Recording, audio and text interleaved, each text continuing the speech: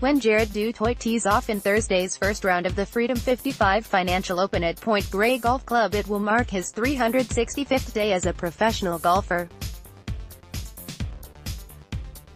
The Arizona State University grad turned pro on June 1, 2017, just in time to play in the second stop of the Mackenzie Tour's BC swing at Uplands Golf Course in Victoria. Du Toit, who turned 23 last week, made the cut in his first pro event and earned a $1,162 check for finishing in a tie for 29th. The Calgary native, who was raised in Kimberley, BC, finished 23rd on the Mackenzie Tour money list with 3 top 10 finishes and earnings of $26,233. He first rose to prominence in Canada at the RBC Canadian Open at Glen Abbey, Oakville, ONT, in 2016 when, as a 21-year-old amateur, he played in Sunday's final group alongside veteran Brandt Snedeker. His final round 71 left him 3 strokes back of winner Jonathan Vegas and in a tie for 9th place. He talked to Post Media News from Oceanside, Calif, where he was about to attend a fitting session at Titleist headquarters. Q. You are approaching the 1-year anniversary of turning professional. What has the learning curve been like for you?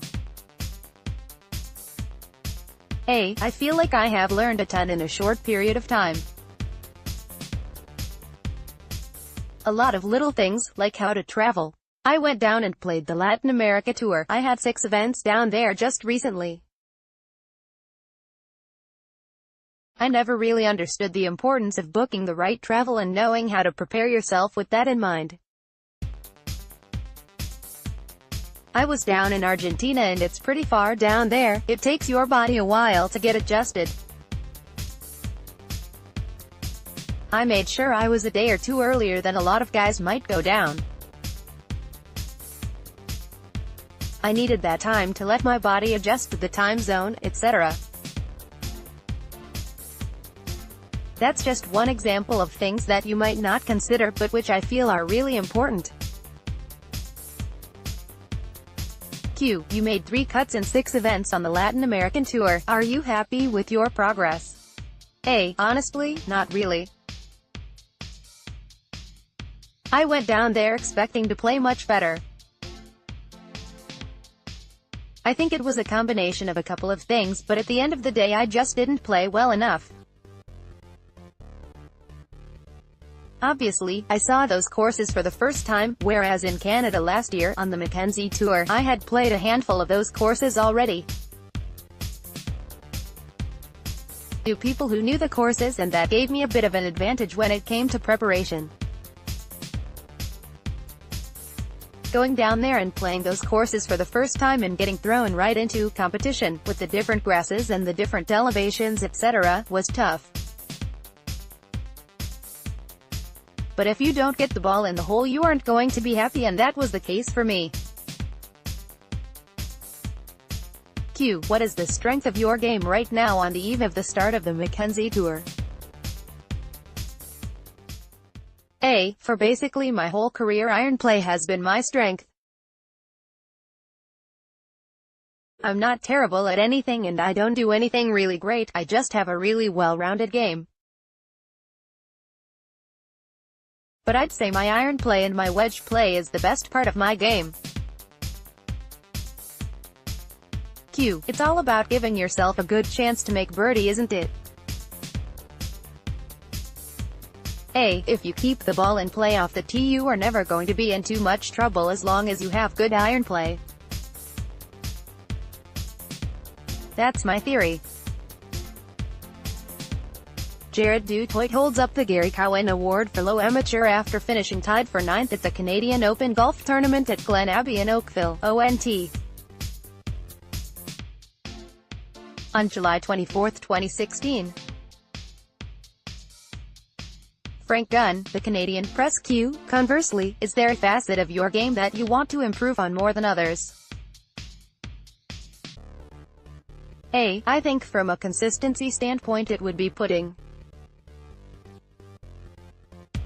I've shot some low rounds in the past where you look at the hole and it's the size of a basketball hoop and you just make everything. But I've had other days where it's a lot smaller. I want to figure out how to make the hole look the same every day. Who knows, that could be a never-ending battle, but I think that's an area I'd like to improve on. My scores would definitely be more consistent if I could improve on that. Q. Some might say that putting is the most important part of any professional's game. Do you agree?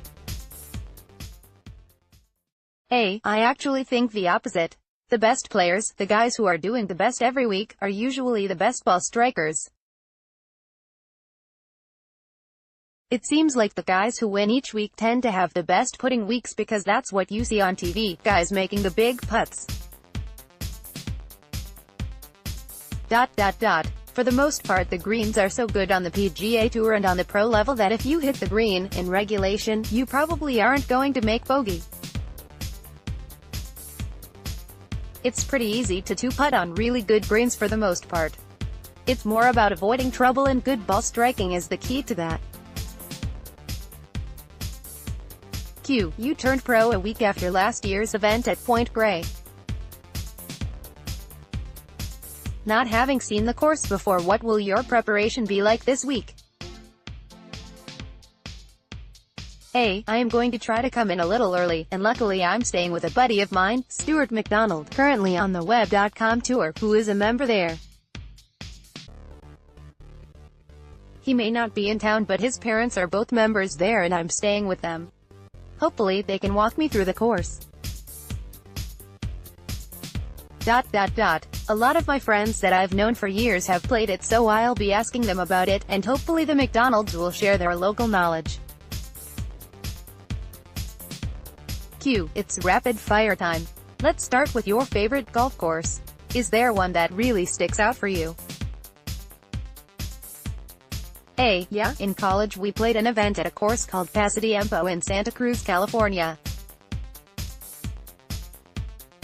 It was an outstanding golf course. That was one where I remember saying to my fellow competitors, man, I could play this course every day and never get sick of it. That's probably my favorite. It's a timeless design and a lot of fun to play. Q. Is there a course you haven't played yet that would be on your bucket list? A. Probably the old course at St. Andrews. I haven't had the chance to go over there and experience links golf, so that stands out. Q. Do you have a favorite pro golfer? Past or present? A. Past or present?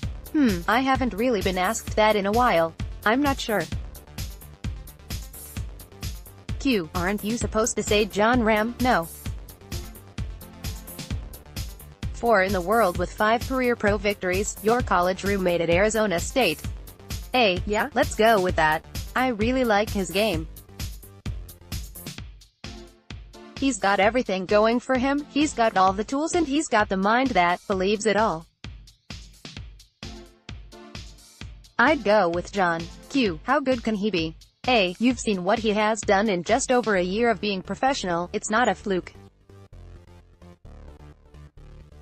He's the definition of a gamer. It doesn't matter what we're doing, he wants to win everything he does.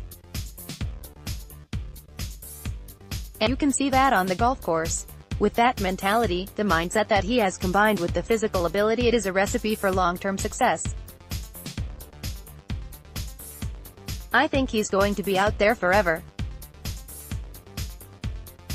Q. The Mackenzie Tour starts next week. What goals have you set for yourself going into this season?